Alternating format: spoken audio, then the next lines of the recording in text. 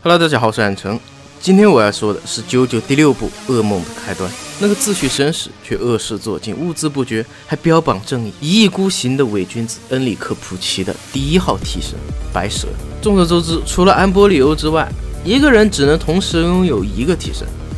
自然，神父呢也不例外。作为多米尼克布奇的哥哥，他们2兄弟都是被同一只由迪欧赋予的特殊箭头激发出的替身。他弟弟布奇的替身天气预报，我们之前也给大家介绍，是一个有着降下神迹能力、改变全世界气候天象、接近于镇魂曲的恶魔替身。但其替身外形设计和天气的性格却无限接近于天使亦或是神明。反观其兄长，性格和外形设计上却和自己的弟弟完全相反，恶魔一般的造型，性格呢更是令人作呕。可以说是荒木庄中最没有人格魅力的一位反派。在JoJo的奇妙冒险这部鸿篇巨制的漫画中，各路反派都有着自己的理想和目标，并为之执着奋斗。即便是作恶，也毫不在意。但最重要的一点，他们清楚地知道自己就是在作恶，并且毫不为此找任何的借口。而神父呢，就如同他毫无生气的白蛇一样，没有瞳孔，盲目地看待自己眼前的这片世界。白蛇的替身外形非常的诡异。作为人形替身，他本身至少有1.95米的身形，头戴黑色王冠型头套面罩，衣服的设计呢，更是无法不让人联想到某著名 GV 片演员。白色的身形由类似于蜡状物组成，不断的融化再凝固，身上布满横向的条纹，类似于绷带亦或是层状结构。条纹上不分先后的连接着 GACT， 但其中的 A 被替换成了3角符号。在遗传学中，核碱基或者说是碱基，也就是核糖核酸和脱氧核糖核酸的重要组成部分。你们日常说的把某某某刻进 DNA 里，讲的就是这俩。日常生物中常见的碱基有5种，分别是腺嘌呤、鸟嘌呤、胞嘧啶、胸腺嘧啶和尿嘧啶，简称就是 AGCTU。后面人工合成的我们先暂且不提，我们将后来的尿嘧啶排除，并且重新排序后得到的就是 GACT。换句话说，神父的替身刻纹正是生物的遗传基因组合，这一点呢和其能力是无比的吻合。与此同时，将 A 替换成了3角的设计，或许正是在暗示着神父在遇到迪欧之前，一直饱受着脚掌畸形的痛苦，以及其人生和家庭的残缺不全。白蛇是一个有着一定自我智能的人形力量型替身，它不但可以流畅的与人交流，还能自主的完成许多任务，但其自我意识尚不成熟。在遇到困难的时候，会和本体进行沟通，并且寻求帮助。而且，貌似所有和神父共事过的人，好像除了迪欧之外，都会嫌弃神父。这一点呢，就连他自己的替身白蛇也不例外。替身面板，破坏力未知。这里呢，并没有具体给出白蛇的破坏力，但这一点我们其实可以从另一个角度来看待。像这种有出拳记录，并且用拳头杀过人，用纯粹的力量破坏物体的替身，我们明显的可以看出是可以给他的力量定下一个范围的，但荒木老师却依旧在公式书上写下了问号的设定。或许也正是因为白蛇在剧情上有特别多的需要，他可以在关键的时候出拳，如同其他反派一样一击穿胸，但在特殊情况下却无法和其余力 A 的角色对打。其实大多数时候都可以清楚地认知到这一点，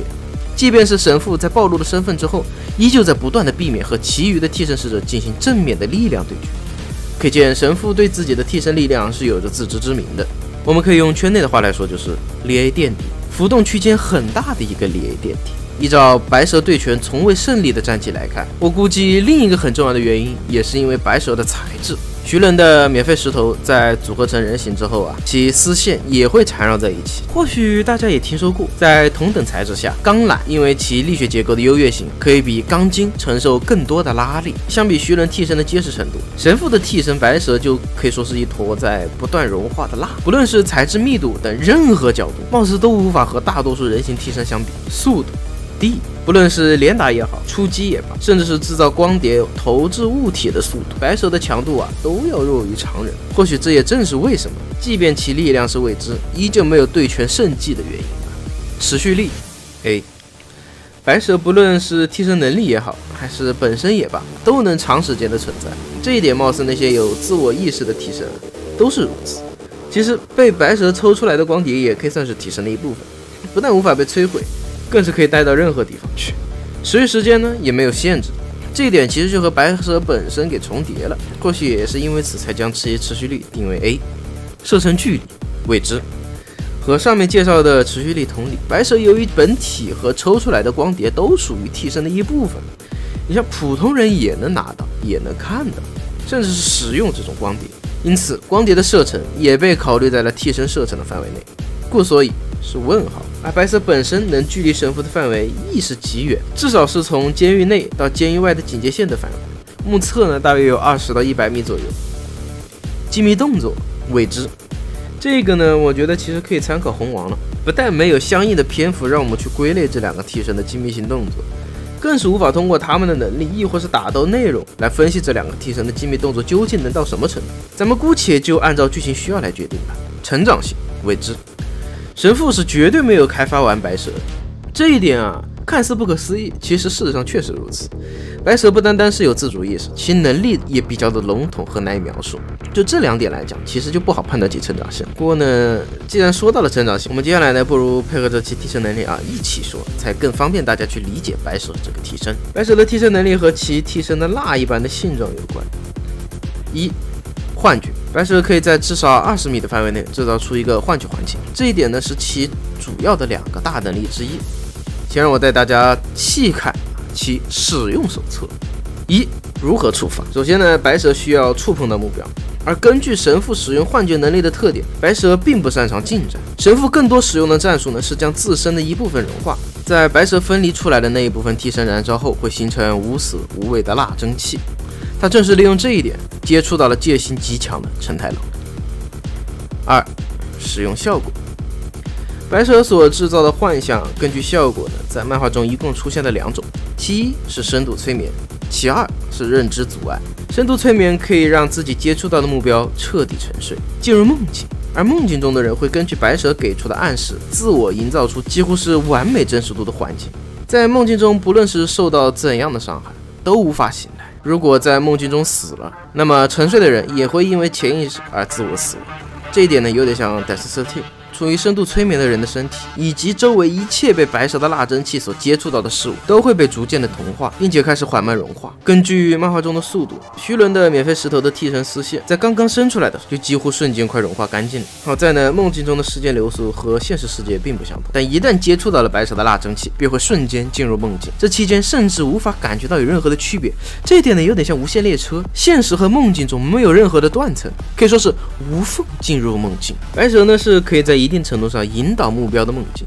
但是只限于引导啊，并且目标在梦境中啊依旧有着全部的实力，替身能力呢也不会有任何丝毫的减弱。白蛇在目标梦境中的权限其实仅限于引导梦境部分的内容而已，而认知阻碍的发动要比深度催眠来得更加的轻松。白蛇可以自发的散发出蜡蒸汽覆盖着神州，周围的人在触碰到了之后会将白蛇亦或是说神父指定的任何一个人认为是其他人。这么说吧，神父可以指定自己为目标，而认知改变成天气预报不起。这样一来，不论是 FF 也好，安纳苏也罢，徐伦也是如此，都将神父看成了天气预报。这一招用来在战斗中迷惑敌人，可以说是非常阴险的能力了。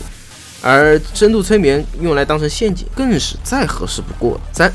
破解方法。深度催眠之前介绍过了，处于梦境中的人是很难通过外界的任何方式唤醒的，就算是在梦境中受到了任何伤害，也不会醒来。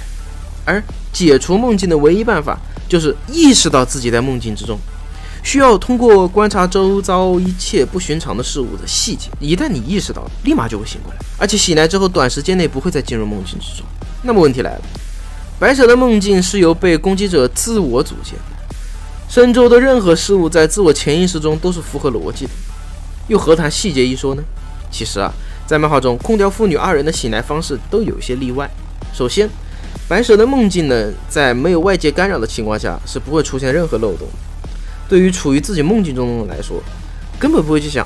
这是梦，而是会自行的进入接下来的生活之中。大家有多少过在睡觉做梦的时候知道自己是梦呢？没有吧，根本就不会有这个概念。一旦你有了，差不多你也醒了，因为你周遭的一切再千奇百怪，也是自己潜意识投射的结果。所以说，你根本无法，也是不可能会出现让自己醒来的因素。而外界的干扰会使得梦境产生细微的差距。比如说，徐伦梦境中陈太郎的伤口好了，并且前后对不上语言和行动，对应着现实世界中徐伦的手上出现了伤口，疼痛产生了外界的强烈刺激于是徐伦的梦境才出现了明显的漏洞，然后徐伦才意识到，原来自己进入了白蛇的梦境，啪，瞬间惊醒。而陈太郎呢，则是在听到了自己女儿喊出了自己从未透露给他的白金之星这个替身姓名，立马察觉到了自己处于梦境之中。这个漏洞之所以会出现呢，是因为徐伦优先在现实世界中醒来了之后，数次用丝线试图唤醒陈太郎。也就是说，如果没有外界强烈的刺激，自己的精神力和观察力都平平无奇的话那么你是铁定无法打破白蛇的梦境的。然后认知阻碍呢，这个能力则是纯粹的伪装能力，用来逃跑、欺骗、暗杀，可以说是极其合适。从漫画中的展现来看，几乎没有任何破解其伪装的办法，因为这种幻觉不是改变光线这种物理手段，而是让你就认为神父就是你想象中的那个人。像漫画中对象呢就是天气预报，当你反应过来他不是天气预报的时候，不是你破解了神父的幻象能力，而是神父已经完成目的了，他自我解除了认知阻碍。好了，那么我们说完了其第一个能力幻觉，接下来就是第二个能力光碟。神父的白蛇只要触碰到生物，就能从其身体中抽取出至少一张光碟。没有替身的人呢，可以取出记忆光碟和心智光碟。记忆光碟内储存的记忆，根据神父的需要，可以说是一生的记忆，也可以是一段时间内有关的记忆。具体呢，会根据剧情需要随意神父的操纵，而被抽取出记忆光碟的人会失去这种光碟内所储存的所有记忆，而记忆光碟内的记忆可以直接在光盘上查看，有点类似于影像屏幕一样。那么心智光碟呢，则是可以储存一个人所拥有的智能和意识。失去了这种光碟的人将会处于完全的昏迷状态，身体不会立即死亡，但是却会失去所有的特殊功能。如果没有特殊仪器的维持，这具身体会以极快的速度丧失其生命力，届时即便光碟回到这具身体身上，也会面临死亡的结局。而即便是拥有最先进的医疗技术，也依旧无法避免其肌肉衰弱、心脏衰竭、各器官萎缩等严重的疾病。而如果说是拥有替身能力的人触碰到的神父，其头部就会渐渐地显现出替身光碟。由于替身就是替身使者的全部意志力，所以说替身光碟一旦被抽出，替身使者也会陷入心智光碟被取出的同样状态。光碟可以被普通人观察到，也是实体物品，而且普通人也可以使用任意光碟。但替身光碟的使用需要使用者拥有该光碟同样的意志力。你如果说意志力无法驾驭该替身光碟，你会遭到反噬。比如说徐伦，他就没有办法使用他老爹的白金之星，然后自身直接被白金之星的压倒力瞬间弹飞。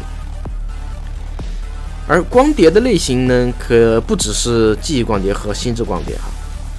由神父下达命令之后，白蛇还可以消耗大量的替身能量来制作一张命令光碟。神父呢，可以将自己的命令打入该光碟中。你比如说，给我端杯水，亦或是阻止空调徐伦或者说是杀死艾梅斯这种命令。注入命令之后，命令光碟一旦进入生物的体内，该生物会不折不扣地执行这个命令，直到完成为止。这个能力其实极其的恐怖。你比如说，在好雨集中发布预警这一篇幅中，神父为了躲避天气预报的无差别攻击，将一张命令光碟远程射入了一只箭毒蛙体内。可问题是，这张命令光碟的命令就是你飞出去立马自爆，而这只箭毒蛙还真他妈就飞出去自爆了。可以说，白蛇的命令光碟的能力是一种无视一些自然法则的霸道能力。不过呢，由于神父更多的是运用在命令监狱内的一些人朝徐伦出手，而很少命令过主角团一些人，所以说我估计这个能力的发动限制可能很大。在安纳苏蜗牛化生命垂危的这个时候，神父才将白蛇的手插入安纳苏的大脑中，直接命令安纳苏。由此可见，这个能力对于敌人来说或许不是致命的，但对于无防备的人或者说是中立的人来说，应该是绝对性的能力。同时，一旦光碟被抽出这张光碟就无法被自然界手段给摧毁，光碟可以永久的被保存下去。不过，光碟一旦插入将死之人的身体后，也会随着这个人的性命一同消失。也就是说，记忆光碟有两种办法让它消失：一，还原到其主人的脑海中，该光碟就不会再存在了除非被白蛇接触到了之后，你再单独抽把这个记忆抽出来插入到将死之人的身体后，等待其死亡。而替身光碟其实也是如此，你即便杀死了这个敌人，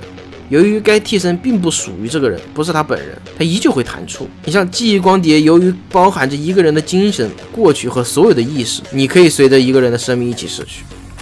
总之就是这么个设定了。好了，以上呢就是神父的第一阶段替身白手的介绍了。不得不说，